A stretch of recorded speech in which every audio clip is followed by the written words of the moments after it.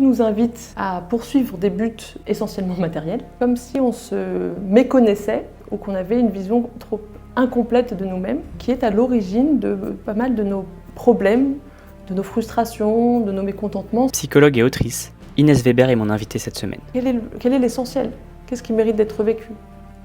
Qu'est-ce qui est plus important pour moi aujourd'hui? C'est par la psychanalyse qu'Inès a commencé à s'intéresser aux grandes questions existentielles. Celles-ci l'ont menée à découvrir les trésors d'enseignement que recèle chaque tradition de sagesse. La philosophie antique, l'hindouisme, le taoïsme, le bouddhisme, le judaïsme, etc. Inès a d'ailleurs écrit un livre passionnant, Être soi, une quête essentielle au service du monde, dans lequel elle s'appuie sur ces différentes traditions de sagesse et de philosophie anciennes pour nous aider à chercher en nous ce qui nous dépasse. Pourquoi sommes-nous insatisfaits dans nos sociétés modernes? Comment peut-on apprendre à mieux se connaître? Pourquoi la santé mentale est-elle devenue un problème de société? Autant de questions que l'on aborde dans l'épisode. Je suis ravi de vous inviter à joindre ma conversation avec Inès Weber. Avant de commencer l'épisode, je voulais juste vous dire que j'envoie 2 fois par mois une newsletter qui récapitule 3 enseignements de sagesse à retenir de chaque épisode pour que vous n'ayez pas besoin de prendre des notes. Je vous mets le lien en description. Bonne écoute. Bonjour Inès. Bonjour Elliot. Merci d'avoir accepté l'invitation sur Sagesse Moderne, le podcast qui part à la rencontre des explorateurs et exploratrices de la connaissance pour nourrir notre quête de sens et mieux comprendre notre époque.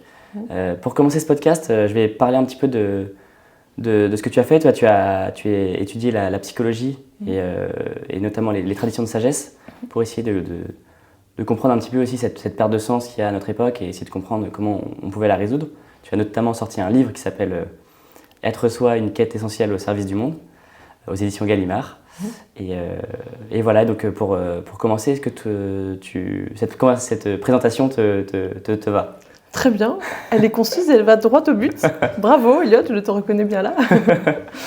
Oui, tout à fait. Alors pour me présenter un peu aux auditeurs et aux auditrices de Sagesse Moderne, donc moi je suis psychologue de formation, psychologue clinicienne, et puis je me suis intéressée tout simplement au fur et à mesure au mal-être de notre époque. Et évidemment, si les causes sont plurielles, et je n'ai pas du tout la prétention d'en détenir la seule et unique, etc. Je me suis en tout cas progressivement intéressée, presque spécialisée, bon, c'est peut-être un mot un peu fort, dans le mal-être lié aussi à la perte de sens, on va dire, comme tu as dit, et puis que moi j'ai rattaché que j'ai associé à la crise spirituelle de notre temps.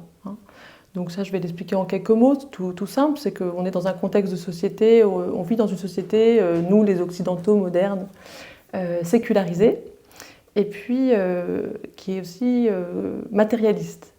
Et ça, ce qu'il faut qu'on comprenne par rapport à ça, je pense, même si on l'observe, je ne vais rien apprendre à nos auditeurs à ce sujet, c'est que ça signifie de vivre dans une société matérialiste, que non seulement tout nous invite à poursuivre des buts essentiellement matériels, et presque exclusivement, vous voyez.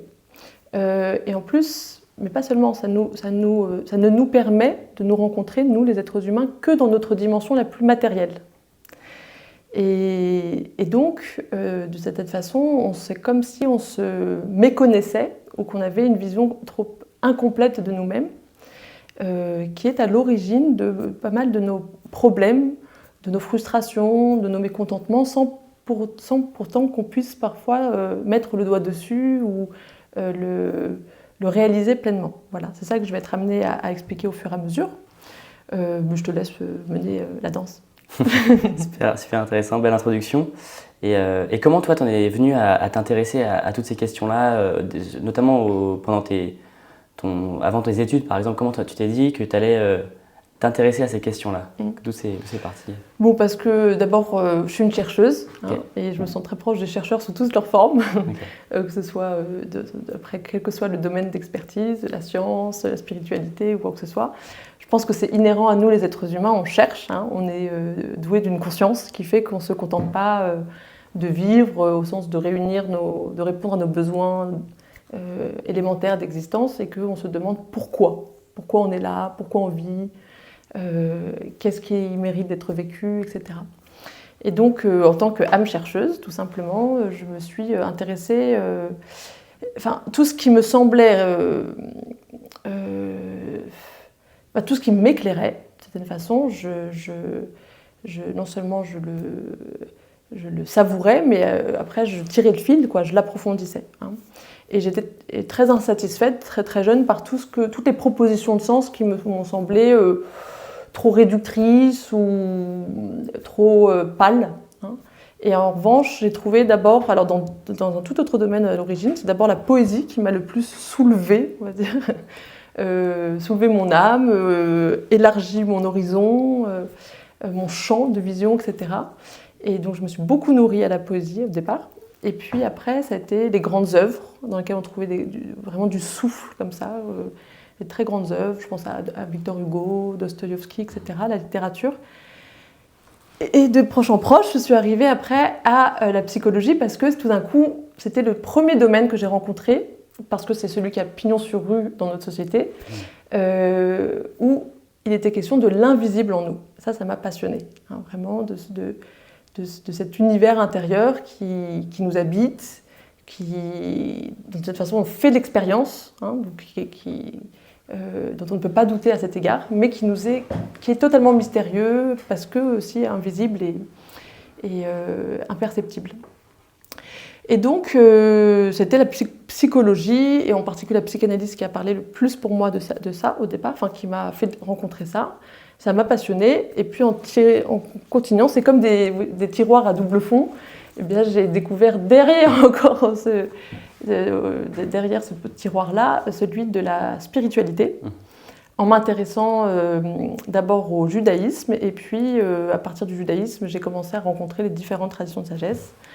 Et ça c'est là où c'est les univers de sens qui m'ont semblé les plus vastes et nous permettant d'aller au plus loin dans la rencontre avec nous-mêmes. Et du coup, là, tu as commencé à t'intéresser à vraiment les différentes traditions de sagesse. Et ce qui est assez dingue, c'est qu'il y a quand même des grands principes, j'ai l'impression, qui sont communs à toutes ces traditions.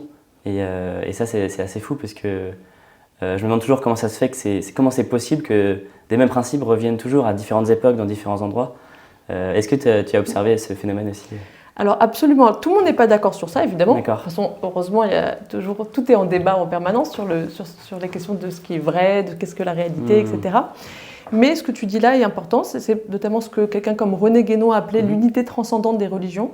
C'est-à-dire qu'il y a un certain nombre de penseurs qui ont constaté, qui ont même après argumenté, et même prouvé, si tu veux, la dimension commune dans le message de fond, en fait, on dit, ce que dit Guénon à cet égard, c'est qu'il dit toutes les traditions parlent d'une même vérité, mais c'est comme si à chaque fois, après, elle donnait à cette vérité différents vêtements, tu vois, c'est différentes formes ou différentes façons d'énoncer, d'approcher, d'exprimer une seule et même vérité, parce qu'il y aurait une seule et même réalité, et que la vérité concerne la réalité. Alors, moi si, c'est ma conviction. Et on peut parler, il y a deux images aussi traditionnelles pour parler de ça qui sont très intéressantes. C'est la roue, ça je vais faire des dessins, je t'avais dit que je ferais des dessins. Super. C'est un symbolisme, hein. Alors bon, je dessine très mal, en plus je me permets toujours de faire des dessins, mais... C'est top, une première dans le podcast, magnifique. C'est ça la caméra. Ah oui, c'est celle-là. C'est celle-là. Bon, c'est une roue, hein, c'est facile. Mais c'est très important parce que le symbolisme de la roue, vous voyez, c'est justement un des symboles qui montre que, en fait, au centre de la roue, qui d'ailleurs, le moyeu de la roue est un vide, eh bien, chaque tradition de sagesse serait comme un rayon qui mène, donc c'est une voie, d'ailleurs on parle de voie de sagesse, de voie de la connaissance, serait un rayon qui permet de conduire jusqu'au centre. Et qu'une fois qu'on a... donc à chaque fois qu'on se place sur telle ou telle voie et qu'on est en chemin, on semble loin les uns des autres. Tu vois ? D'accord. Et elle est unique et singulière et elle est propre. Mais plus on se rapproche du centre, plus on se rapproche du but, bien plus, ce que disait Teilhard de Chardin, tout ce qui monte converge, donc plus ce qui monte converge et se retrouve en son centre et donc arrive au même endroit. Voilà. Donc ça, je trouve que c'est intéressant. Moi, je suis convaincue de ça. Et en même temps, ce qui est important aussi de savoir, c'est qu'il y a une infinité de rayons. Les grandes traditions, c'est comme si c'était les plus les plus connus ou les plus reconnus, hein, mais qu'en réalité, on pourrait avoir une infinité de rayons et qu'il y aurait autant de voies possibles que d'êtres humains pour les parcourir. Voilà. L'autre symbolisme qui est le même, c'est celui de la montagne. Hein, celui de la montagne, c'est une montagne avec des chemins encore, voilà, comme ça. Et que l'idée, toujours, parce que le but d'une tradition spirituelle, c'est de permettre à l'être humain de s'élever hein, à ses possibilités ultimes, notamment en termes de conscience, hein, d'élever sa conscience jusqu'à la vision, la perception, la compréhension de la totalité de la réalité. Tu vois ? Et que donc, c'est pour ça que c'est cette image de l'élévation. Et ben, c'est comme quand on fait l'ascension d'une montagne, eh bien, il y a eu des gens qui ont été des ouvreurs de voies, qui ont permis de découvrir tel passage. Voilà. Ça, on pourrait dire que c'est la vocation des prophètes. À chaque prophète, il y a eu une nouvelle ouverture de voie. Donc ça a créé après tout un, justement, tout un événement et après un rassemblement, une émulation pour se transmettre ensuite la voie, le tracé hein, de cette voie. Mais à chaque fois qu'on est arrivé en haut, on peut se rendre compte qu'il y avait aussi tel chemin ou tel autre chemin ou tel autre chemin. Et que de cette façon, ils sont égaux en valeur et en dignité à partir du moment où ils arrivent tous à amener au sommet. Voilà. Et là aussi, tout le monde n'est pas d'accord. Certains vont considérer qu'il y a des voies qui amènent bien au sommet et d'autres qui n'amènent pas au sommet. Moi, je considère que toutes les grandes voies de sagesse ont toutes prouvé qu'elles pouvaient conduire un être humain au sommet de son être. Super intéressant. Et aujourd'hui, justement, on sent qu'il y a quelque chose, peut-être une forme de malaise assez générale hein, que tu as pu observer aussi toi avec tes patients. Et tu assimiles ça, du coup, tu parles d'infirmité spirituelle. Qu'est-ce que tu entends par là ? J'entends par là que, en fait, je ne sais pas comment vous avez été éduqués, mais en tout cas, c'est mon cas et j'observe que je ne suis pas la seule. C'est que donc, dans notre civilisation sécularisée et matérialiste, eh bien, plus rien ne nous conduit, ne nous apprend, ne nous éduque à nous relier à notre profondeur. Hein. Donc je m'explique, c'est-à-dire que ce qu'on s'est dit jusqu'à présent, tout nous pousse à nous connaître et à nous construire sur le plan extérieur, tu vois. La connaissance de soi extérieure, c'est se connaître son corps, son apparence, et puis tout ce qui est le moi, justement, tout ce qui fait nos caractéristiques particulières. Aujourd'hui, quand on pense, je vais entamer un processus ou une démarche de connaissance de soi, en général, on entend connaissance du moi, c'est-à-dire je vais essayer de comprendre mon fonctionnement émotionnel, comportemental, je vais essayer de mieux connaître ma biographie, je vais même aller chercher dans ma généalogie, je vais chercher à mieux comprendre, à mieux savoir mon enfance ou les événements importants de mon enfance, connaître mieux mes qualités, mes défauts, même mon signe astrologique, etc. Tu vois ? Et on cherche à récolter, comme si on cherchait à récolter le plus possible de données sur le moi. Voilà. Ça, c'est pas du tout la vision traditionnelle des traditions de sagesse, parce que ce qu'elles disent, c'est que disent, très bien, tu peux faire ça, mais c'est comme si tu cherchais justement à te connaître, à faire le tour de ta périphérie, de ton nombril, tu vois, et mais tout ça reste des éléments extérieurs, la partie la plus extérieure de ton être, et que le chemin de la connaissance de soi est celui par lequel tu vas te rencontrer dans ton centre, dans ta partie la plus invisible, la plus immatérielle, proprement immatérielle. C'est ça que signifie spirituel, c'est le contraire de matériel, à cet égard. Et ça, nous, dans notre société sécularisée, en nous émancipant des institutions religieuses et en sortant du carcan de leurs dogmes, pour tout un ensemble de raisons qui sont sans doute historiquement aussi justifiées, etc. Je ne vais pas revenir là-dessus, c'est pas mon propos. C'est comme si on avait jeté le bébé avec l'eau du bain, c'est-à-dire qu'on est arrivé dans le même mouvement à renier notre dimension spirituelle, à oublier nos aspirations essentielles et à déserter notre vie intérieure. Tu vois, on n'a plus du tout de culture de la vie intérieure, ce que Cicéron appelait l'agricultura animi, l'agriculture de l'âme. À tel point que ça nous paraît bizarre, même tout ce dont je parle a un coefficient de dépaysement important, tu vois, c'est-à-dire qu'on se dit c'est quoi cultiver sa terre intérieure, etc. Mais il faut savoir que pendant des millénaires, les êtres humains, c'était par exemple dans la philosophie grecque, c'était anima sana in corpore sano, une âme saine dans un corps sain, c'est-à-dire que de la même façon qu'on prenait soin de son corps, par l'athlétisme, par le sport, par l'hygiène, par tout ça, on prenait quotidiennement soin de son âme, par les exercices spirituels notamment. Tu vois, on va être amené à en parler. Et que c'était tout à fait naturel de reprendre autant soin de son corps que de son âme, et j'ajouterais, si on veut être tout à fait juste, de son esprit, c'est-à-dire que la vision spirituelle de l'être humain, pour être complète, elle est ternaire dans nos univers de sagesse proches, les monothéismes, c'est corps, âme, esprit, pas l'esprit tel qu'on le conçoit aujourd'hui. Maintenant, l'esprit, c'est complètement assimilé à l'intellect. Alors, pas du tout, ça, on va l'appeler plutôt le mental, comme les hindous l'appellent, tu vois. Mais c'est l'esprit au sens du souffle, presque de l'élan vital, l'énergie spirituelle pure, comme ça, ce qui nous donne vie. Voilà, c'est comme dans la Genèse où on dit que le premier homme, l'Adam, est fait de souffle et d'argile. C'est ce souffle-là, premier. Et donc, dans nos cultures actuelles, on ne sait plus prendre soin de notre âme profonde ou de relier notre âme à notre esprit, tu vois, c'est-à-dire à tourner l'œil intérieur vers les dimensions les plus profondes et infinies en nous-mêmes. Et résultat, on vit, c'est comme si on était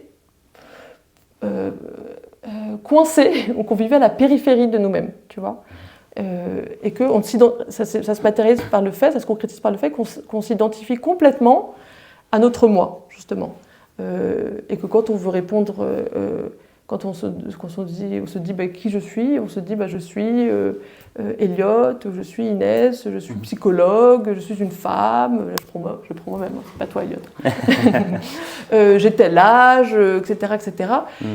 Et pourtant, même quand on met bout à bout tous les qualificatifs qu'on a réussi à réunir, on sent bien que ça échoue à répondre à la question qui suis-je, fondamentalement. Là, c'est une autre façon de parler de la différence, cette façon entre la connaissance du moi et la connaissance de soi telle que l'envisageaient les traditions de sagesse, c'est que telle que l'envisageaient les traditions de sagesse, c'est la réponse à la question « qui suis-je » C'est la confrontation et la réponse à la question « qui suis-je » Moi, je fais souvent ce petit exercice avec les gens que je reçois en consultation. Autant les gens peuvent très bien se dire oui, je me connais de mieux en mieux, parce que justement tout ce que j'ai dit au départ, je sais de plus en plus ce qui est important pour moi, etc., mes valeurs, mon fonctionnement. Et quand je leur pose la question, pouvez-vous répondre à la question qui suis-je? Alors là, en général, justement, un silence se fait, un silence éloquent. Ça, c'est très intéressant. D'accord. Et comment tu distingues, pour préciser, le moi et le soi? Quelle est la différence pour les gens qui ne sont pas forcément habitués à entendre cette distinction? Alors, cette distinction, d'abord, elle est un peu empruntée parce que la notion du soi, elle vient de l'hindouisme. C'est la différence entre Jivatma et l'Atman. Bon. Elle est très difficile en réalité à mobiliser et en même temps intéressante. C'est pour ça que je me suis donné, j'ai quand même osé le faire, mais je commence par cette précaution parce que justement le propre du soi, c'est d'indiquer une réalité qui est indicible, qui est tellement subtile, qui est la dimension la plus subtile de notre être, et qui est tellement subtile qu'elle elle échappe à nos facultés juste intelligibles ou sensibles. Tu vois ? Bon, déjà, ça, il faut le dire, même si ça peut nous laisser un petit peu perplexes. Bon.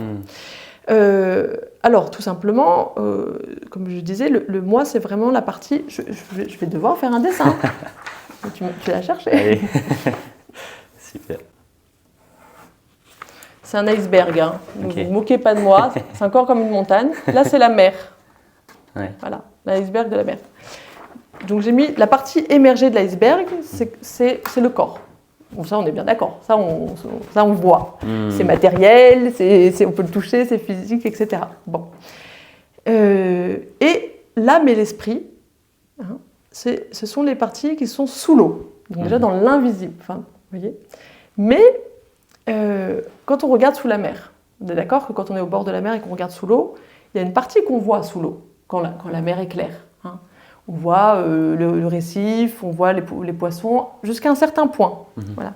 Eh bien, on pourrait, c'est une analogie, hein, on pourrait comparer l'âme à cette partie qui est sous l'eau, mais qui est encore perceptible, justement, qui est visible du bord.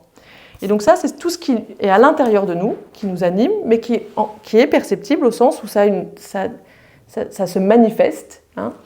C'est tout ce qui est de l'ordre des émotions, des pensées, nos états d'âme, nos humeurs, etc., etc. On voit bien que c'est pas corporel, c'est pas dur, on va dire. Et en même temps, c'est déjà, ça a une réalité perceptible. Tu me suis? Ouais. Eh bien, et après, il y a les fonds marins, qui sont là, pour le coup, complètement dans l'obscurité, tu vois. Ça se rapprocherait de ce que le tradition de s'appelle l'esprit. Avec cette petite subtilité que je suis obligée de noter au passage, que, d'ailleurs c'est une image traditionnelle pour parler de l'esprit et du soi, c'est à peu près des synonymes, si tu veux, dans nos différents univers. L'équivalent de la notion du soi dans l'hindouisme, celle qui se rapproche le plus dans nos univers traditionnels à nous, les occidentaux, par les monothéismes, à travers le monothéisme, c'est l'esprit, d'accord ? Qui est aussi le mot pneuma, qui est aussi chez les musulmans le rouar, et chez les juifs c'est à peu près la même... C'est ce que tu appelles le moi profond. Exactement, l'être essentiel. Enfin, là, dans le livre, je l'ai pris comme ça parce que c'est un langage plus comestible pour les contemporains, si tu veux. Mais justement, ça a à voir avec l'essence, hein, l'essence pure. L'essence pure. C'est d'ailleurs une façon de parler des différences. Le moi est du côté plus de la substance, l'esprit, le soi de l'essence, tu vois. Et donc, ces fonds...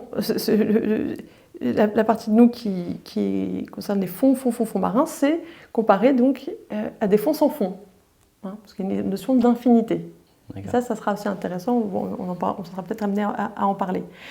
Et donc ce que nous dit Tradition, c'est nous dit, toi l'être humain, tout ton problème vient du fait que tu ne te connais pas toi-même, justement, tu es ignorant à ce sujet, parce que tu ne te reconnais ou tu te crois juste la partie émergée, tu crois que tu es qu'une vague à la surface de l'océan, hein, alors que tu es l'océan tout entier.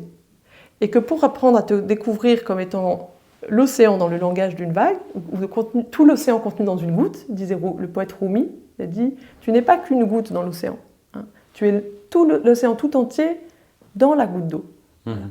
Et ça, c'est la vision spirituelle de l'être humain. C'est ça qui est tout à fait différent pour nous. Nous, on comprend bien, on a l'impression qu'on est une petite goutte dans l'océan. D'où le fait qu'on se sent aussi vulnérable, petit, insignifiant, qu'on est très impressionné par tout ce qui se passe, que dès quand c'est le calme plat, ça va à peu près, mais quand il y a une tempête, on a l'impression qu'on va être laminé, qu'on est dépassé par les événements, tu vois. Voilà. Et très souvent, je me dis, bah non, ça c'est ton point de vue actuel, mais si tu avais pleinement conscience de toi-même, tu verrais les choses différemment.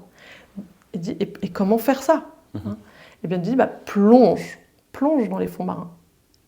C'est comme si on était, nous, comme ça, une petite bouée à la surface, et que, résultat, de ce point de vue-là, tout nous paraît d'abord assez incompréhensible, assez, assez effrayant, etc., etc. Et ils disent, arrête de t'agiter, arrête d'essayer de sortir la tête de l'eau, etc. Plonge en toi-même. Et en découvrant tes fonds marins, en voyant le monde à partir de tes fonds marins, hein, eh bien, à partir du centre de ton être, à partir du soi qui se loge au centre, dans le cœur humain, etc., au sens symbolique, eh bien, tu vas avoir une tout à fait autre vision du monde et de la réalité et de toi-même. Et à partir de là, tu vas aussi avoir une autre acceptation, une autre façon de te mouvoir, sans cesser d'être aussi impacté à la surface. Parce qu'on est les deux, on reste un corps, on est une totalité, un corps, âme, esprit. Et il est assez facile pour nous d'imaginer que du point de vue du fond marin, ce qui se passe, la tempête à la surface, elle existe, mais elle ne nous impacte pas de la même manière. Voilà. Et ça, c'est une autre façon de parler aussi de la différence entre le moi et le soi, ou la partie la plus superficielle de notre être, au sens de la surface, et la partie profonde. C'est que cette partie à la surface, elle est conditionnée, elle est finie, elle est soumise à l'espace et au temps, elle est périssable, elle est mortelle, tu vois. Parce qu'elle est matérielle, etc. Donc elle est soumise à toutes les lois qui régissent le monde matériel. Mais, alors que la partie profonde est décrite par les traditions célestes, on n'est pas obligé d'être d'accord, mais en tout cas c'est ce qui en est dit, comme inconditionnée, infinie, impérissable, immuable, immortel, etc., etc. Inatteignable, etc., etc. Voilà. Alors, moi, c'est ce que j'aime, que j'ai tenté de faire dans le livre et qui m'arrive régulièrement de faire en séance, c'est que ce sont des propositions. Après, libre à chacun d'en faire un usage qui lui convient. Hein. Mais souvent, on est même dans l'ignorance de ces propositions. Alors que je trouve qu'elles méritent au moins une considération. Ne serait-ce que parce que ce ne sont pas des détails dans l'histoire humaine. C'est-à-dire que ce sont des propositions qui se sont retrouvées sous une forme différente, comme on a dit au départ, mais qui rencontrent une certaine unanimité dans tous les bassins de civilisation et qui ont été considérées, qui ont été prises au sérieux et qui ont été centrales et organisatrices de toute la vie humaine pendant des millénaires. Voilà. C'est plutôt nous l'exception sur ce plan-là, sur le plan de la méta-histoire. Donc ça mérite un tout petit peu, d'être juste, un tout petit peu de considération et de sérieux. Et quand je dis considération, c'est pas après se faire, c'est important. Chacun doit penser par lui-même ces choses-là. Hein. C'est pas juste à prendre ou à laisser comme ça. Mais ça demande un effort. Tu vois, de méditation, d'investigation, d'approfondissement de ces questions. Hein. C'est pas juste, ça ne doit pas relever juste de l'opinion. Ça me parle pas. C'est un peu court. Voilà. C'est-à-dire, c'est pas comme ça suffit pas. Hein. La réflexion, c'est pas juste l'opinion. Hein. Mais on peut tout à fait, en menant à bout ce processus de méditation, de pensée, de réflexion de ces propositions, considérer qu'elles ne sont pas bonnes à prendre ou qu'on ne veut pas, nous, établir notre rapport au monde et notre recherche du sens de ce qui est juste et de la vie à partir de ces postulats-là, évidemment. Donc, pour résumer, tu parles tu distingues le moi profond et le moi social. Et en fait, ce qui se passe, c'est que la société dans laquelle on est accentue en fait la séparation entre les deux, et c'est ce qui va créer aussi une forme de malaise profond. Absolument. C'est bien, tu le dis mieux que moi. Mais c'est pareil, pourquoi faire ça quand on est compliqué? Oui, alors en plus, cette distinction, je l'ai reprise de plein d'auteurs qui le font. J'ai rien inventé. Donc d'abord de du thérapeute allemand qui s'appelle Karlfried Graf Durkheim. Et aussi de Henri Bergson qui reprend cette distinction avec des termes un petit peu différents. On la retrouve chez Jung, etc. Tout à fait. Et ben, l'idée, c'est que notre société actuelle, en effet, nous invite beaucoup à développer notre moi social et à nous soucier que des besoins du moi social, qui sont tout à fait naturels, qui sont à prendre au sérieux et en compte. Le moi social, il a besoin de s'intégrer à la société, de répondre à ses besoins élémentaires d'existence, d'avoir un toit, se nourrir, de besoins de sécurité, d'appartenance à un groupe humain, etc. D'aimer, de travailler, toutes ces choses-là. C'est très important. Et l'être essentiel, lui, c'est comme s'il n'était pas... Ce qui est plus important ce qui compte pour l'être essentiel, c'est d'être. Être dans l'être, d'une certaine façon, si on peut résumer. Et d'être au service des lois de la vie, pas des logiques humaines. Tu vois, le moi social, ça est plus soucieux des logiques humaines et moins des lois de la vie. Et plus on est dans des sociétés où les logiques humaines s'éloignent des lois de la vie, tu vois, plus ça crée en effet un tiraillement, un écart, une contradiction, tu vois, entre nos aspirations essentielles et nos besoins sociaux. Hein. Et je pense que c'est le cas de notre société. Ce n'est pas le cas de toutes les sociétés. Et une société qui nous permet de nous épanouir le plus pleinement, c'est une société dont les logiques humaines sont les plus fondées et plus fidèles aux lois de la vie, du vivant, de l'être. Voilà. Tout ça, de manière très concrète, c'est à chaque fois qu'on a besoin, qu'on a l'impression que on est pris dans plein de fers. Hein. Beaucoup de gens m'expriment le fait de se sentir pris dans dans une roue infernale, comme la souris dans sa roue d'ailleurs, ils parlent de rouleau compresseur, etc., etc., et de ne pas être dans ce qu'ils vivent, dans ce qu'ils font. Tu vois, donc c'est une expérience concrète, ça. Moi, j'entends beaucoup les gens s'exprimer en parlant de gérer. Ils gèrent leur vie. Je gère mes enfants, il faut que je gère ceci, il faut que je gère ça, il faut que je gère cela. Et on voit bien que déjà, aussi dans ce mot gérer, il y a quelque chose qui est perdu. Tu vois, qui est perdu. Voilà. Et ben, donc, typiquement, c'est ça, le réaxer ou se recentrer. Il s'agit bien de continuer à prendre forme dans l'existence, à participer au monde, etc. Mais à partir du dedans et pas au détriment du dedans. En restant centré et axé, hein, et relié à nous-mêmes, à notre centre, à notre cœur, hein, et pas coupé, voilà, de l'intérieur. Et le mal-être généralisé que j'observe est le symptôme de cette coupure. Hein. Bien d'autres thérapeutes l'ont dit bien mieux avant moi. Par exemple, Jean-Yves Leloup, qui est un prêtre orthodoxe et qui a été longtemps thérapeute aussi, qui parle de l'oubli de l'être, qui dit toutes nos souffrances viennent de cet oubli de l'être profond, de cette capacité à être dans tout ce qu'on fait, à chaque instant. Et en fait, c'est une faculté qui se travaille. Hein, et c'est ça qui peut permettre peut-être de faire le lien avec les exercices spirituels. De la même façon, alors ça aussi c'est une idée que moi j'ai rencontrée tardivement, alors que pour moi ça relève maintenant presque du bon sens. De la même façon à partir du moment où on admet qu'on est corps, âme, esprit, si tu veux, on a toutes ces dimensions, il faut prendre soin de soi, prendre soin de l'être, et s'épanouir pleinement, c'est prendre soin de toutes ces dimensions. Et de la même façon qu'on a donc des facultés du corps qu'on travaille, si je veux devenir un grand athlète, ou si je veux gagner ou tout simplement sans devenir un grand athlète, si je veux gagner en endurance, en souplesse, etc., naturellement, je vais faire un certain nombre d'exercices ciblés et répétés, tu vois, jusqu'à ce que au début, ça me paraît très difficile, et au bout d'un moment, ça va être plus évident, et au bout d'un moment, ça va être presque un non-effort, ça va devenir comme une seconde nature, et donc je vais pouvoir encore repousser les limites de l'exercice, ou intensifier, ou complexifier l'exercice. Voilà. Et bien, les transcendentalistes nous disent, c'est pareil, parce que comme tu n'es pas qu'un corps, tu as aussi d'autres dimensions qui ont aussi leurs facultés, qui se travaillent. Et que donc il y a des facultés de l'âme qu'on ne travaille plus aujourd'hui, parce qu'on ne se reconnaît plus que dans les dimensions la plus extérieure et matérielle dont on a parlé tout à l'heure. Ces facultés, en particulier, c'est celle de concentration, de méditation. Tous ces mots-là ont un élément commun, c'est qu'ils parlent du revenir au centre, centration. Hein. Med, dans méditation, le préfixe med, c'est comme médium, etc., c'est le milieu, revenir au centre. Et donc ça exprime ce que je disais au départ, c'est que ces transcendentalistes nous disent, toi l'être humain, spontanément, ta conscience première de toi-même, elle se situe à la périphérie. Hein, c'est ce que je disais. Tu t'identifies à ce qui est le plus extérieur, le plus visible, le plus apparent. Eh bien, et il faut que tu te... pour être plus juste, eh bien, il faut que tu te découvres, il faut que tu replaces le centre de gravité de ta conscience de la périphérie au centre.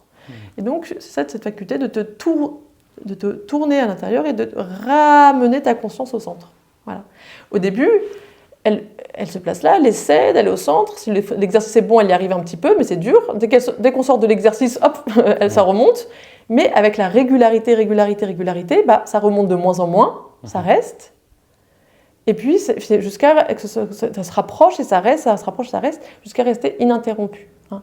Ça ne veut pas dire qu'on reste les yeux fermés toute la journée, comme ça, qu'on est immergé, comme on a des images d'Épinal comme ça, de sages, qui résultat ne ressortent pas en fait, du tout de leur exercice et ne sortent pas dans le monde. Pas du tout, c'est plus subtil que ça. C'est que c'est un moment, l'exercice spirituel, c'est un moment privilégié où tout simplement, si je le dis en termes platoniciens, c'est dit l'âme se rassemble en elle-même, s'isole le plus pleinement en elle-même pour essayer de saisir le réel. C'est beau ça. C'est beau. On peut juste, il y a plein de façons de faire l'exercice spirituel. Hein. On peut juste, tout simplement, si on revient à la question de être soi, se rassembler le plus pleinement en soi-même et se placer devant la question qui suis-je ? Ou se passer devant la question, tout simplement, quel est l'essentiel ? Qu'est-ce qui mérite d'être vécu ? Hein ? Qu'est-ce qui est plus important pour moi aujourd'hui, par exemple ? Et déjà ça, on voit que ça nous fait faire un effort entre le moment où on lève les yeux le matin et tout de suite, souvent je pose cette question aux gens, à quoi vous pensez, quelle est votre première pensée le matin? La to-do list. Ouais, c'est clair. J'ouvre les yeux et je suis un ordinateur qui pense, il faut que je fasse ça, je fasse ça. Et on voit comment après on est pris dans l'enchaînement des causes et des faits, vous voyez, où on est emporté. Voilà. Et les traducteurs disent, tu vas rester, c'est toujours l'image de la mer, tu es comme un navire à la dérive, comme ça a été emporté. Et puis forcément, il y a des moments où ça crée des crises existentielles, on se dit, mais comment, qu'est-ce que je fous là? À 30 ans, à 40 ans, on se dit, mais comment j'en suis arrivé là, etc. Ta vie était une succession de réactions. Évidemment, tu te demandes qu'est-ce que je fais là, parce que tu n'as pas été guidé du dedans ou orienté. Tu n'as pas poursuivi un cap et donc mené ton embarcation dans une direction que tu as jugée, choisie et bonne. C'est ça dont nous parle les traditions célestes. Ils disent donc ça mérite.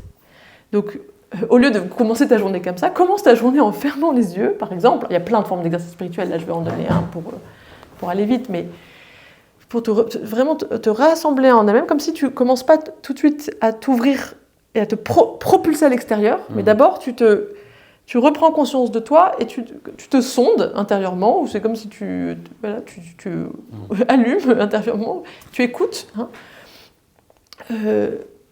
et tu écoutes ce qui, au cœur du silence, t'inspire justement le cap, le nord. Hein, c'est ça l'orientation, chercher un nord, un cap.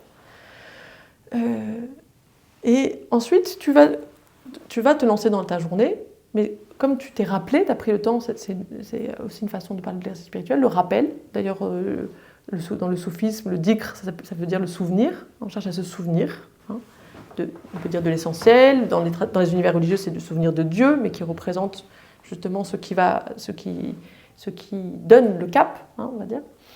On peut dire se rappeler du qui suis-je, etc., etc. Et à partir de là, je vais conduire ma journée différemment.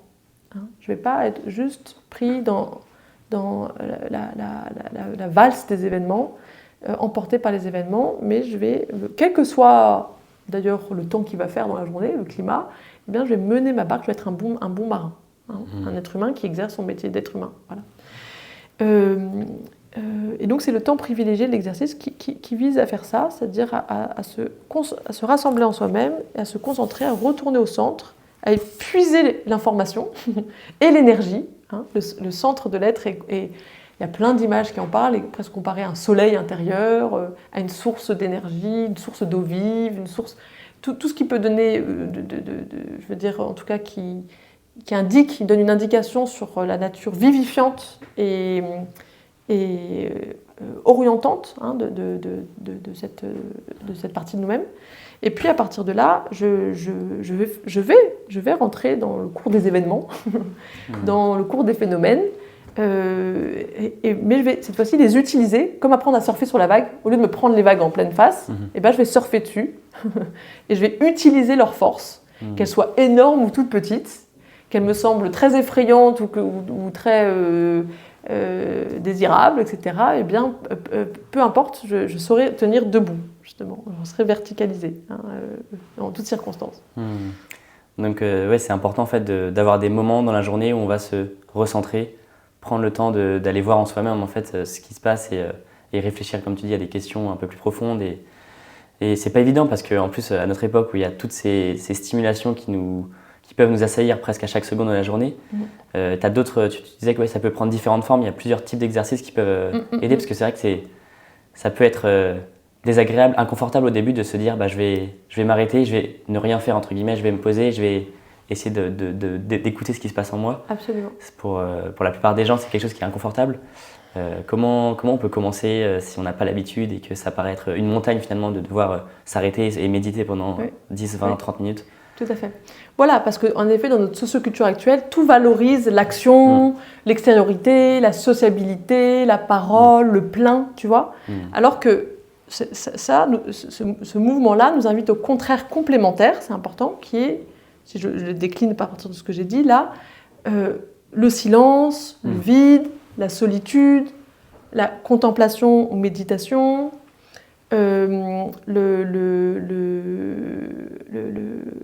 oui, c'est tout ça.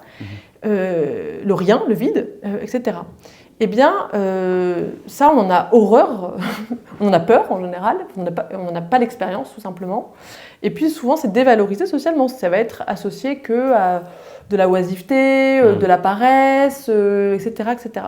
Non, je pense que là aussi, c'est parce que c'est notre manque de culture spirituelle qui nous empêche de le comprendre non seulement positivement, mais dans sa dignité, hein, et dans sa nécessité. Parce qu'on voit comment tout l'un sans l'autre, donc tout ce qu'on a dit, là, toute l'extériorité, nanana, nous fait sombrer dans une forme de course effrénée qui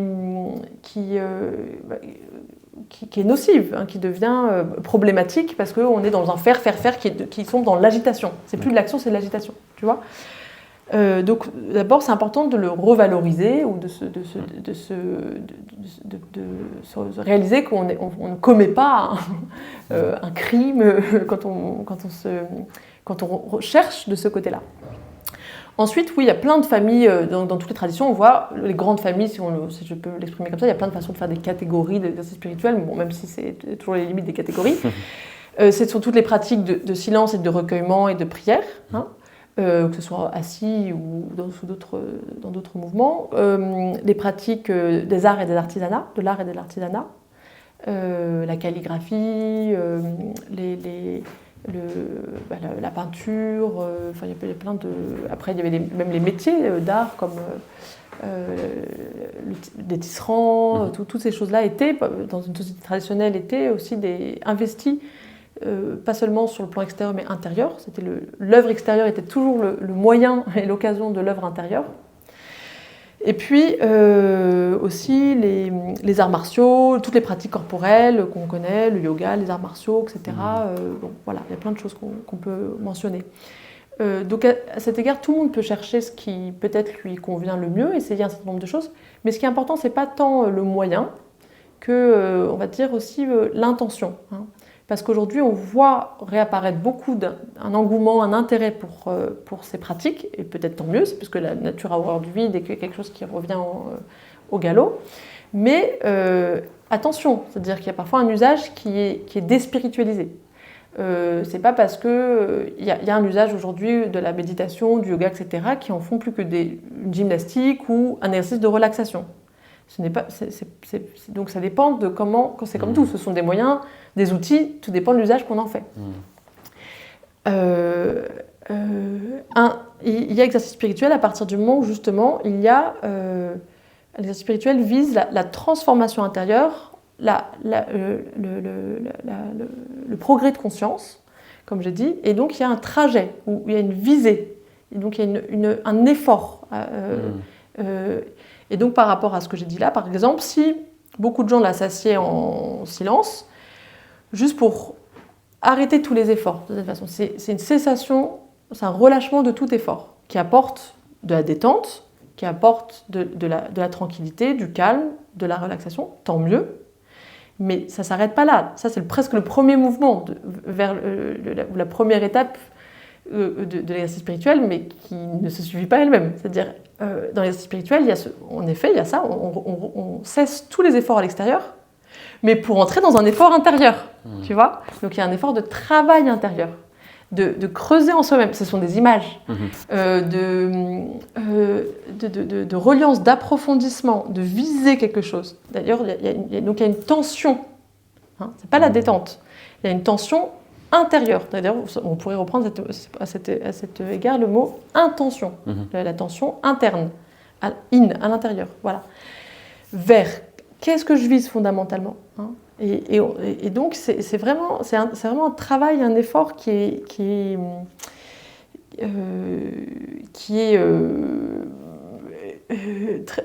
mobilise beaucoup, qui demande de la force, qui demande de la persévérance, enfin tout ce que nécessite un effort. Exactement comme je disais, les facultés du corps, quand on doit progresser,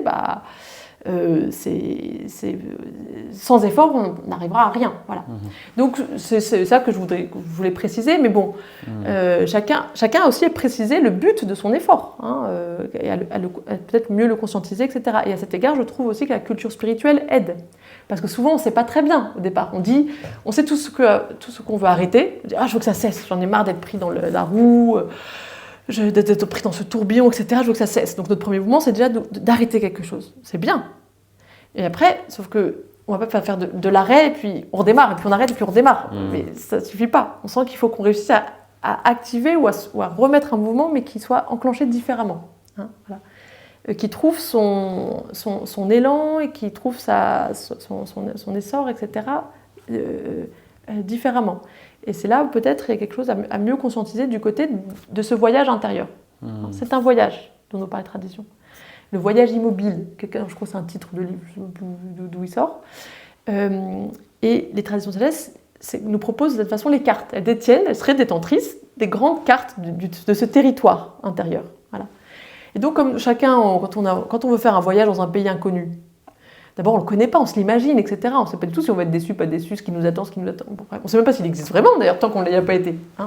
Mais notre premier réflexe, souvent, c'est d'aller chercher un guide, de prendre un guide, de regarder les cartes, de regarder, aussi de regarder les récits d'expérience de gens qui y sont allés, tout simplement. Mais c'est exactement ça, la culture spirituelle. C'est-à-dire, on va d'abord voir les grandes cartes du territoire.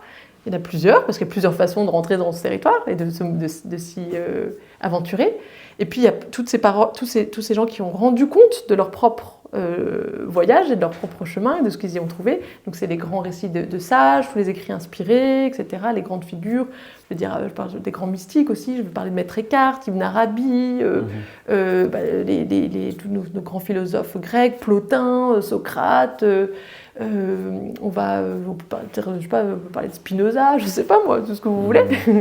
Martin Buber, le plus proche, les sages hindous dont je parlais tout à l'heure, Ramana Maharshi, etc., les éveillés, bon, tout ça. Et on en a une quantité, c'est extraordinaire. Enfin, à la fois, il y en a peu en soi, mais c'est tellement immense qu'il y a tout dedans, c'est tout l'océan dans ces écrits-là. Et dans tous les bassins de civilisation. Et je suis toujours très surprise de voir plein de chercheurs aujourd'hui qui sont pleins à la fois plein de bonne volonté, qui sont assoiffés, affamés, etc. Et qui se tournent parfois vers je pense, des propositions qui sont beaucoup plus maigres, beaucoup moins consistantes. Tout simplement déjà parce qu'elles n'ont pas encore survécu, peut-être que ce sera le cas, mais à l'épreuve du temps. Comme ça a été le cas de ces grandes ressources qui, à partir du moment où elles ont traversé des millénaires, au moins des siècles, si ce n'est des millénaires, ça devrait aussi nous mettre la puce à l'oreille sur le fait qu'il y a peut-être une qualité, une valeur là-dedans. L'humanité, sur tout son trajet, ne s'embarrasse pas de n'importe quoi. C'est comme quelqu'un qui part en randonnée et qui au début a son sac rempli de plein de choses en disant c'est super, j'ai mon shampoing, mon truc, je sais pas quoi, tous ces trucs de confort, etc. Et puis à mesure qu'il fait le chemin, il jette, il regarde vraiment que l'essentiel. De cette façon, c'est une image pour parler de l'histoire de l'humanité. L'histoire de l'humanité, ce que les êtres humains ont jugé bon de se transmettre de génération en génération, jusqu'à traverser des millénaires, eh bien, c'est peut-être que vraiment, c'est peut-être pas n'importe quoi, qu'il y a peut-être quelque chose de vraiment très très précieux là-dedans, vous voyez. Et donc moi, je suis toujours stupéfaite, je dis, wouh les gars, vous avez déjà ouvert un texte sacré. Est-ce que vous avez ouvert un texte sacré? Je m'en fous lequel, vous voyez. Coran, les évangiles, la Bhagavad Gita ou les Upanishads, le Tao, je veux dire, la Bible, le Torah, etc. Voilà, aujourd'hui, très peu. Parce que nous, c'est tellement éloigné. Et en plus, on a beaucoup de préjugés très négatifs dessus. Et puis, même quand on les ouvre, leur sens nous est pas du tout accessible. Déjà, pour plusieurs raisons. D'abord, parce que c'est leur nature. Et on n'a pas l'habitude, nous, Maintenant, on a l'habitude d'avoir les choses clés en main, d'une certaine façon. La nature de ces textes, c'est d'avoir des niveaux de sens très différents. Et en fait, c'est comme c'est à nous de déceler, de désensevelir le sens comme des archéologues. Vous voyez, bon, donc il y a tout un travail. C'est un mode de contact, une prise de contact, un mode de relation avec ces textes dont on n'a pas l'habitude, parce que nous, on a l'habitude que les choses nous soient servies sur un plateau d'argent. Et puis, Aussi parce que on n'a plus du tout la culture qui va avec, c'est-à-dire c'est une culture symbolique. Hein. Ce sont des textes qui, donc justement les niveaux de sens, il y a le sens littéral. Le sens littéral est souvent décevant ou parfois inquiétant, et pour des bonnes raisons, parce qu'en fait ça n'a pas vocation à rester littéral.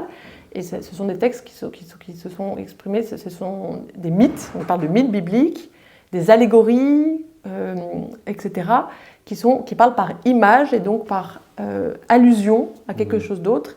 Et à cet égard, pour les décrypter, pour les comprendre, il faut aussi il faut apprendre un langage qui est la langue du symbole, la science du symbole. Et ça, c'est complètement perdu. Donc voilà, c'est tout un effort. C'est pour ça que nous, avec le philosophe Abdenour Bidar, j'en profite comme ça, je le mentionne au passage, parce que c'est important, c'est pour ça que le philosophe Abdenour Bidar, qui est un philosophe spécialiste des religions, en particulier de l'islam, mais aussi des évolutions spirituelles de notre temps, on a fondé en 2015 le Centre Sésame, justement un centre de culture spirituelle non affilié, c'est-à-dire non confessionnel, laïque. L'idée étant de pouvoir redonner accès aux héritages des traditions de sagesse à tout un chacun, quelles que soient leurs convictions, qu'ils soient athées, agnostiques, croyants, perplexes, indécis, hésitants, tout ce que vous voulez, sans avoir aussi à rentrer dans des logiques d'appartenance. C'est-à-dire que les gens puissent découvrir ces univers de sens sans signer ou rentrer dans une voie presque en étant, enfin malgré eux, ou tout simplement parce que ça va avec, quoi, de toute façon. Voilà, et donc là, on se rassemble autour de nos grandes questions qui sont les mêmes, parce que c'est des questions humaines, des grandes questions existentielles, vis-à-vis desquelles on a des rendez-vous urgents, en fait. Comment peut-on fonder une existence, construire sa vie, juste sans être d'une façon presque encadrée ou sans avoir considéré les questions qui sont incontournables. Qu'est-ce que la mort? Pourquoi y a-t-il quelque chose plutôt que rien? La vie a-t-elle un sens? Si oui, lequel? Y a-t-il une vérité à découvrir? Qu'est-ce que la réalité? Pourquoi j'existe? Etc. Pourquoi le mal? Qu'est-ce que le mal? Est-ce que le mal existe? Oui, toutes ces choses-là. Eh bien, toutes ces questions, on se rassemble autour d'elles, et puis sans avoir à y apporter les mêmes réponses. Ça, c'est très important, pouvoir se rassembler sans avoir à se ressembler. Et aller considérer l'ensemble de réponses qui ont été données à ces questions, proposées, et que chacun, après, doit faire son choix de ce qui va lui sembler le plus juste, ou non, etc. etc. Okay. Et tu conseilles aussi d'être à l'écoute de ces moments où on a le sentiment d'être dans l'unité avec le monde ou les autres. Ça me fait penser notamment à l'état de flow. Oui. Quand on a l'impression d'être vraiment à fond dans quelque chose et qu'on en perd la notion du temps, etc. Absolument. Et est-ce que tu peux nous parler de ça? Oui, tu as raison. Alors c'est bien, ça nous permet aussi de rentrer en concret, je vois que c'est ton rôle. Parce que voilà, tout ce qu'on a appelé le soi, l'être essentiel, etc., bon, ça reste par nature abstrait, aussi longtemps que ce n'est pas une expérience, en fait. Et donc j'ai repris, là aussi, j'ai rien inventé, je me suis inspirée, j'ai repris à cet égard ce que disait Carl Friedrich Graf Durkheim, mais ce n'est pas le seul, c'est-à-dire un certain nombre d'auteurs et de penseurs qui nous ont invités à prendre en considération un certain nombre d'expériences qu'on fait, qui ont une grande valeur à nos yeux, mais auxquelles on n'accorde pas assez d'attention. Il y a plusieurs mots pour les qualifier, mais je vais d'abord les exprimer. Donc lui, il parle de percée de l'être, mais on peut les appeler aussi souvent dans notre langage ordinaire, on les appelle des parenthèses enchantées, des moments de grâce. C'est tous ces moments, on a tous vécu au moins, j'ai jamais rencontré quelqu'un qui n'en a pas vécu un, mais bon, s'il existe, qu'il m'écrive, ça m'intéresse, j'étudierai le spécimen, non, je plaisante. C'est des moments où, à la faveur de certaines circonstances, on s'est ressenti particulièrement, d'abord particulièrement bien, particulièrement relié, dans une qualité d'être toute particulière, unique comme ça, où tout prend sa saveur, où les questions s'envolent d'elles-mêmes. Où les problèmes aussi disparaissent d'eux-mêmes. Et que souvent les mots, alors les gens les décrivent à peu près de la même manière, ils disent je me sentais pleinement dans le moment présent, je pensais plus à rien, je me sentais en communion ou relié à tout ce qui m'entourait, j'étais à la fois plus moi et plus moi. Il y a toujours cette idée, souvent de ces paradoxes. Ça a duré quelques minutes et j'ai l'impression que c'était une éternité, etc., etc. On a fait ces expériences parfois lors d'un voyage, quand on était au milieu de nulle part, dans une nature grandiose. Mais donc ça peut être dans des moments très extraordinaires, comme dans des moments en fait très ordinaires. J'avais une patiente qui m'avait parlé que elle vivait ces moments. Enfin elle m'avait, quand j'avais parlé de cette question de ces moments, et elle me dit moi c'est quand je bois mon café sous mon tilleul. Et que j'observe la volute du café comme ça, et là il y a un moment de suspension comme ça, etc. Bon, voilà. Alors ça c'est très important, parce que ça nous permet de rentrer dans justement de concrètement ce que nous disent ces auteurs. Ils nous disent là, vous faites, c'est le moment où, qu'est-ce qui se passe dans ce moment en fait? C'est le moment où vous vivez selon votre être essentiel. C'est le moment où presque la percée de l'être, comme il dit, c'est le moment où c'est comme si d'habitude le moi, le mental fait écran. C'est pour ça que c'est comme si notre mental fait comme pour les chevaux où on a des ornières comme ça, vous voyez. Non, c'est pas des ornières, comment on dit? C'est quoi le mot? Des œillères. Ah oui. Oh là là. Et qu'on voit le monde que comme ça, donc par petit bout de la lorgnette. Et donc non seulement on se sent séparé, isolé, dans ce petit truc comme ça qui est entre dans notre focale rétrécie, voilà. Et puis, et donc tout nous paraît incompréhensible parce qu'on voit tout de manière partielle. Et que là, tout d'un coup, les ornières se sont ôtées. Et qu'on a vu les choses selon, à partir, si je le dis par rapport à l'image de tout à l'heure, je parlais du cercle et du centre, comme si à chaque fois on était toujours du côté de la périphérie, tout d'un coup, hop, c'était à partir du centre qu'on voyait, ou parce qu'on était relié au centre, quelque chose passait à partir du centre et nous éclairait les choses différemment, et que donc on fait une tout à fait autre expérience du monde. Pourtant, on est toujours on est identique, mais on fait une autre expérience.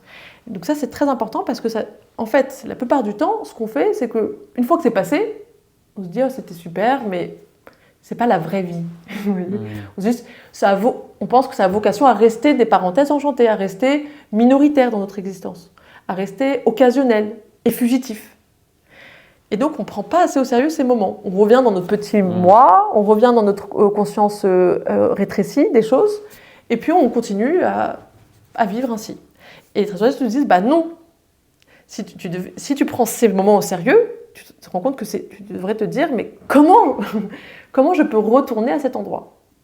Et c'est là où on transforme l'expérience en exercice. Justement, j'apprends, cette fois-ci, pas attendre que les circonstances redeviennent favorables, ce qui est le premier réflexe de beaucoup de gens. Je vais retourner dans un voyage extraordinaire, dans un paysage grandiose, je vais refaire une expérience, les limites, là, soit de sport extrême, ou je vais prendre des substances, etc., etc. Et où je vais refaire pour la énième fois ce même festival, parce qu'il y a un sentiment de communion très fort dans les festivals. On retrouve comme des formes de rites collectifs, vous voyez.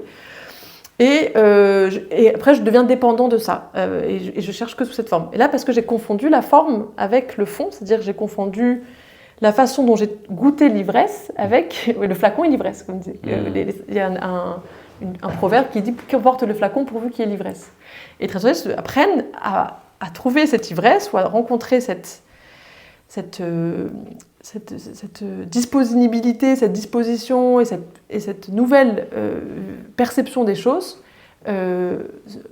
sans être dépendant d'aucun flacon. C'est-à-dire parce qu'on devient capable de les recréer ou de placer notre conscience ou de rester à ce niveau de conscience que l'espace d'un instant, on a goûté ou on avait atteint alors qu'après, comme si on était retrouvé parachuté au sommet. Voilà, c'est ce que faut. D'ailleurs, souvent on parle de parachute pour les drogues. Vous voyez, vous avez un parachute.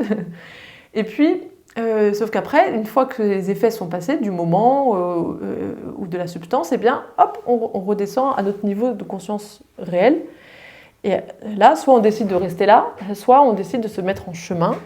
Mais là, ça exige beaucoup plus d'efforts. Et c'est le problème d'ailleurs de toutes les substances ou de toutes les addictions sous toutes les formes. C'est que c'est souvent, on recherche, ça sert de raccourci, en fait. On cherche à éliminer l'effort au maximum. Donc on veut le résultat, on veut le but, on veut le fruit, sans avoir à faire pousser l'arbre, sans avoir à faire tout le chemin nécessaire pour vraiment s'en être rendu capable. Hein, voilà. Donc ça me fait penser un peu à la notion d'émerveillement ou de reconnecter avec cette pleine conscience des choses et peut-être aussi, est-ce que ça a à voir avec le fait de s'émerveiller des petites choses, de conscientiser un peu Alors oui, choses-là. après ça devient de plus en plus subtil parce que il ne s'agit pas non plus de devenir... Là aussi, c'est vouloir répéter de manière un peu extérieure, tu vois. Il ne s'agit pas non plus de devenir béat, des espèces de bisounours où on va faire « Oh, une petite là !» En fait, c'est réel. Au fond, ça va être le résultat. D'accord. Le résultat du cheminement, c'est que ça va être la capacité de s'émerveiller de plus en plus. Mais même de s'émerveiller aussi silencieusement. On n'est pas obligé d'en rajouter. En fait, le sage, c'est ce que disent les taoïstes. Ils disent nulle naissance, il laisse une trace. C'est-à-dire, par exemple, c'est l'idée que le sage est un caméléon. Il est comparé dans le soufisme aussi à un caméléon. C'est-à-dire que ça ne se voit pas. La vraie sagesse, ou l'éveil, etc. Il y a quelques formes spectaculaires, comme les sages images d'Épinal qu'on connaît, mais pour la plupart, c'est presque une forme grossière, en fait. Ça ne se voit pas parce que, justement, ça devient une capacité quand on s'émerveille vraiment de tout, rien n'est mieux qu'autre chose. Donc on va pas chercher, on va pas plus. Il y aura autant d'émerveillement dans la fleur que dans la cigarette. Et alors là, on comprend plus. Ah bah non, c'est pas de la sagesse, ça, vous voyez.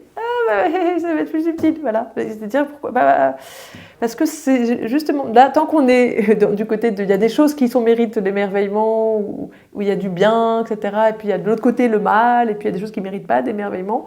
Eh bien, on est encore dans la pensée duel. Hein.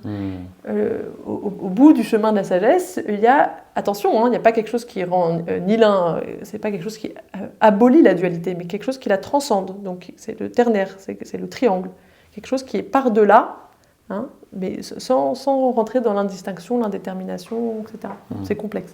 J'en parle comme si je savais très bien de quoi je parlais, alors que je suis que en chemin et que je ne suis pas certaine de maîtriser tout ça totalement. Donc je vous invite à vous aller voir ceux qui savent bien mieux que moi et à creuser. Justement, est-ce que tu aurais un livre ou une ressource qui t'a particulièrement marqué au cours de ta vie que tu aimerais nous partager ? Alors j'en ai plein. Ouais. Bon, d'abord, j'aimerais dire, les livres, recommander des livres, c'est toujours difficile parce que c'est vraiment des rencontres. Je ne sais pas si vous avez fait cette expérience, mais moi, il y a des livres qui sont apparus dans ma vie, que je les ai feuilletés, je les ai boudés, et puis 10 ans plus tard, ils ont été une ressource, enfin, ils ont été un élément décisif sur mon chemin. Donc, j'ai toujours scrupule. Mais bon, je peux quand même répondre à la question. Nous, il y a un texte avec le philosophe Abdenour Bidar qui nous a beaucoup émus à tous les niveaux, on va dire. Et qui a été assez fondamental aussi dans la création du Sésame, c'est le texte de Martin Buber, qui s'appelle « Le chemin de l'homme », de l'être humain, je dois le préciser aujourd'hui, parce que sinon c'est quoi. Le chemin de l'homme, et qui est un petit bijou. C'est un texte très court, et c'est à partir de contes acidiques qui commentent, mais où il dégage des principes très universels sur la recherche spirituelle, dans lequel tout le monde peut se retrouver. Donc moi, vraiment, c'est un texte que je trouve qui est un vrai petit bijou, que je recommande.